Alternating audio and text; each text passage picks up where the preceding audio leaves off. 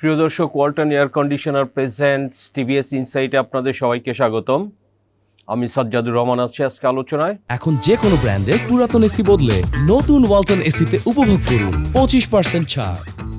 দর্শক, বাংলাদেশে যে রেমিটেন্স পাঠিয়ে থাকে আমাদের যে প্রবাসী ভাই ও বোনেরা, সো এই রেমিটেন্সের টাকা পাঠাতে বাংলাদেশের প্রতিটা বাংলাদেশেরই গড়ে দেখা যাচ্ছে যে প্রতি $100 জন্য $9.4, অলমোস্ট 9.5% তাদের খরচ করতে হয় এটা পাঠানোর জন্য। সো দর্শক, এভাবে এটা 2024 সালের ফিগারেই যেটা হয়েছে যে টোটাল $1.3 বিলিয়ন, যেটা যদি টাকার অঙ্কে আমরা বর্তমানের এক্সচেঞ্জ রেটে যদি এটা ভাগ করে এই পরিমাণটা দাঁড়াবে প্রায় 16,000 কোটি টাকা, যেটা এই বাংলাদেশি ভাই বোন প্রবাসীতে যারা বিদেশে কাজ করে থাকেন তাদের থেকে, যাদের মাধ্যমে রেমিটেন্সগুলো পাঠানো হয়, রেমিটেন্স হাউস, এক্সচেঞ্জ হাউস এবং ব্যাংক এবং তাদের বিভিন্ন এজেন্টস, সো এদের মাধ্যমে পাঠাতে গিয়ে এই যে $1.3 বিলিয়ন, যেটা বললাম যে প্রায় 16,000 কোটি টাকা কিন্তু অতিরিক্ত তাদের খরচ করতে হয়েছে এবং ইনফ্যাক্ট তাদের পকেট থেকে গিয়েছে। এটা যদি না যেত অতিরিক্ত, এটা কিন্তু আসলে আবার রেমিটেন্স হিসাবেই এই প্রবাসী ভাই বোন তাদের ফ্যামিলির তে কিন্তু এই টাকাটা যোগ হতে পারত। সো দর্শক, এভাবে দেখা যাচ্ছে যে এটা একটা রিসার্চের ফাইন্ডিংস। গেটস ফাউন্ডেশন তারা এটা ফান্ড করেছে এবং বাংলাদেশের কিছু রিসার্চার, মিস্টার হুসেন সামাদ একজন আছেন যে এই গবেষণাটার লিড দিয়েছেন। ওয়ার্ল্ড ব্যাংকের কনসালটেন্ট হিসেবে কাজ করে থাকেন, দীর্ঘদিন ওয়াশিংটনে ছিলেন মিস্টার সামাদ। তিনি ওয়ার্ল্ড ব্যাংকের যে রেমিটেন্স প্রাইসিস ওয়ার্ল্ড ওয়াইড, এটার একটা ডেটাবেস যেটা 2006 সাল থেকে ওয়ার্ল্ড ব্যাংক মেনটেন করে, এই ডেটা অ্যানালাইজ করে তো এই গবেষণাতে এই চিত্রটি উঠে এসেছে যে বাংলাদেশে শুধুমাত্র 2024 সালে $1.3 বিলিয়ন সমান অতিরিক্ত ব্যয় করতে হয়েছে বাংলাদেশের প্রবাসীদের, এবং এটা যদি 2022-23-24 ধরলে এটা $2.5 বিলিয়ন মতো হবে, যে এভাবে বাংলাদেশিদের পকেট থেকে অতিরিক্ত খরচ করা হয়েছে। তো দর্শক, এটা আসলে কেন 22 থেকে, আমরা যদি একটু সেই প্রেক্ষাপটে যাই যে 22 থেকে এটা আসলে কেন বাড়লো।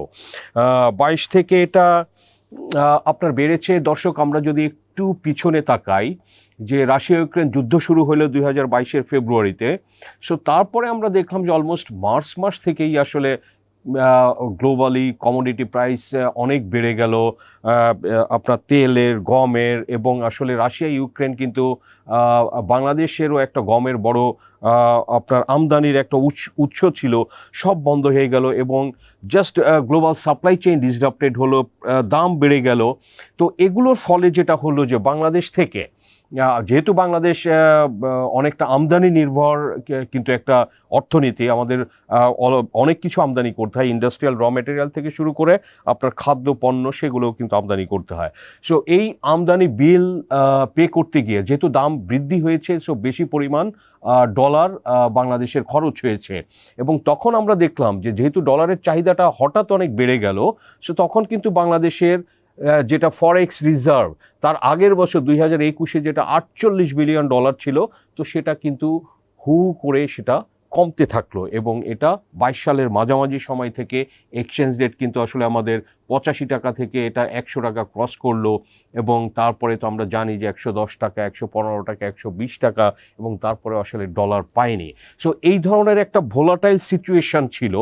তো সেটার কারণেই আসলে মূলত কিন্তু বাংলাদেশের যে রেমিটেন্স পাঠানোর যে খরচ, সেটা কিন্তু অনেক বেড়েছে বলে এই গবেষণায় সেটা এই চিত্রটি উঠে এসেছে।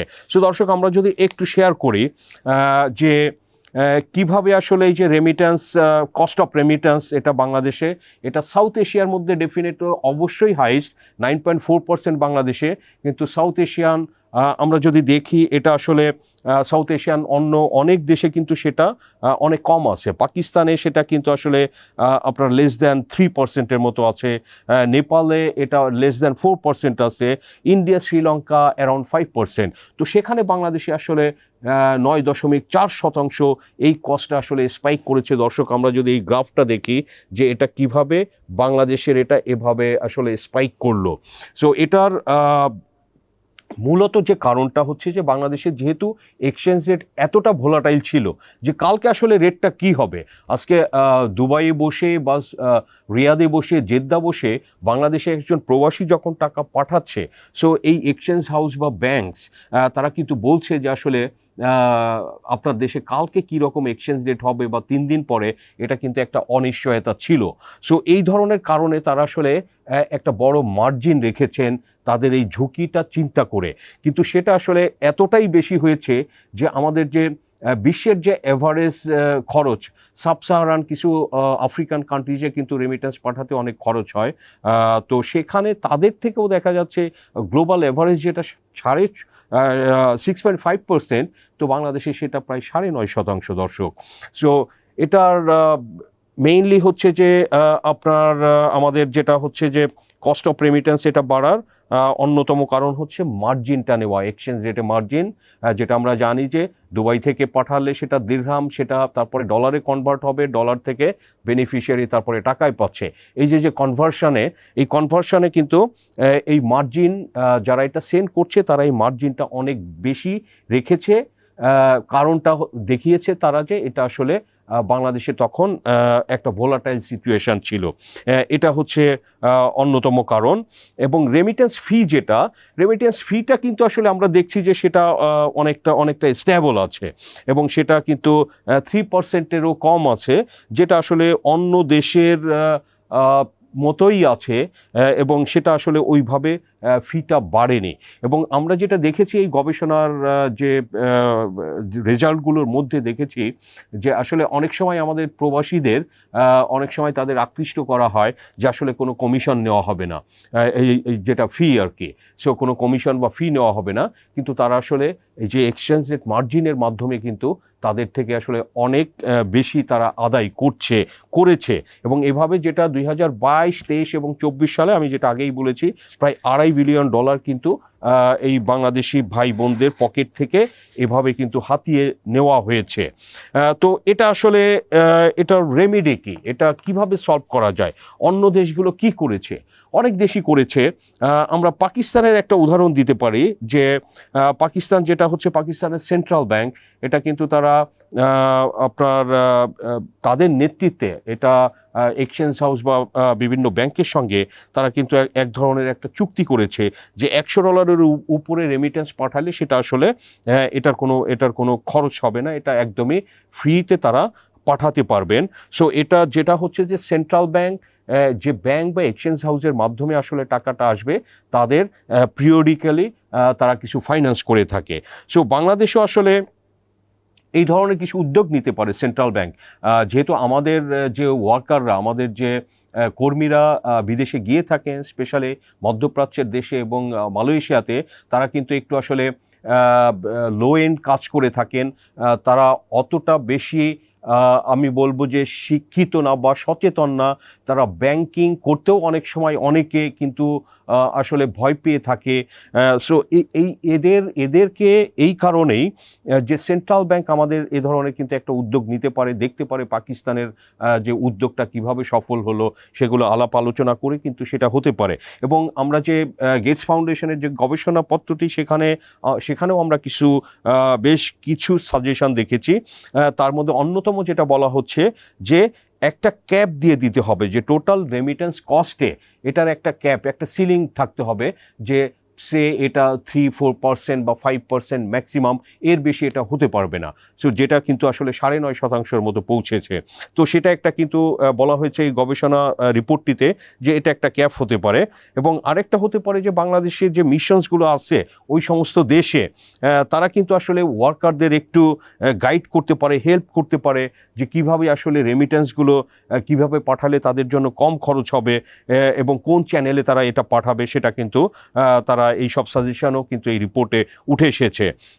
এবং সব থেকে যেটা বড় ব্যাপার আসলে বিদেশে যাওয়ার আগে দেশের থেকেই এই এই সচেতনতামূলক কিভাবে ব্যাংকিং করতে হবে, কোন চ্যানেলে টাকা পাঠালে আমার কম খরচ যাবে এবং আমার টাকাটা আসলে নিরাপদে বাড়িতে পৌঁছবে। সো এই ধরনের কিন্তু আসলে এক ধরনের শিক্ষা নিয়ে যাওয়া, এটা খুব একটা রকেট সায়েন্স না। এটা কেউ যদি খুব তার একাডেমিক তার সার্টিফিকেট নাও থাকে, তো তারপরে কিন্তু এটা পসিবল এগুলো আসলে শিখে নেওয়া যাওয়া, এবং সেইভাবে যদি কাজগুলো করা হয় তো সেটা কিন্তু আসলে যারা রেমিটেন্স পাঠাবে তাদের জন্যও ভালো, তাদের বেনিফিশিয়ারিদের জন্য ভালো, এবং যেটা আলটিমেটলি আসলে আমাদের অর্থনীতিকে আরও সমৃদ্ধশালী করবে।